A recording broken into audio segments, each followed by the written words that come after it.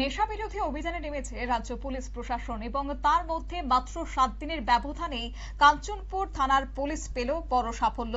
গত মঙ্গলবার 425 বোতল ক্লোরোফর্ম স্পিরিট সহ একটি গাড়ি বাজেয়াপ্ত করে কুখ্যাত নেশা কারবারি জগদীশ নাথকে আটক করার পর এবার রবিবার সন্ধ্যায় কাঞ্চনপুর মহকুমার ডাইনছড়া গ্রামের নিরুদ নাথের বাড়িতে অভিযান চালিয়েছে পুলিশ।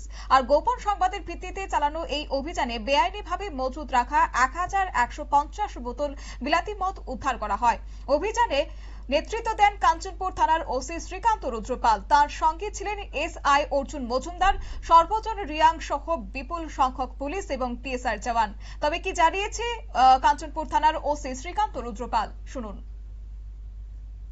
আজকে সন্ধ্যার সময় আমাদের গোপন সূত্রে একটা খবর আসে যে ডাইনছড়া নিরুদনাথের বাড়িতে প্রচুর অবৈধ বিলাতি মদ মজুত রাখা আছে। তখন আমি এবং আমার পিএসএর অফিসাররা তার বাড়িতে অভিযান চালাই এবং অভিযান চালিয়ে আমরা 636 বোতল কিংফিশার এবং 514 বোতল পোল্ট্রি মদ বিলাতি মদ আমরা উদ্ধার করি। অভিযানের সময় নিরুদনাথ বাড়িতে উপস্থিত ছিল না। টোটাল 1150 বোতল বিলাতি মদ আমরা সিজ করি, যার বাজার মূল্য হবে প্রায় আনুমানিক 1.5 লক্ষ টাকা। আমরা নিরুদনাথের এগেইনস্টে একটা টি অ্যাক্ট কোর্টে প্রসিকিউশন রিপোর্ট পাঠাবো।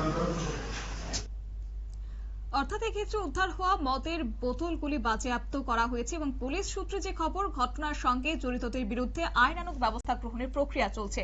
পাশাপাশি নেশা বিরোধী অভিযান ভবিষ্যতেও জোরদার ভাবে চালানো হবে বলে এদিন জানিয়েছে কাঞ্চনপুর থানার ওসি। নিয়ে নিচ্ছে ছোট্ট একটি বিজ্ঞাপন বিরতির সঙ্গে থাকুন।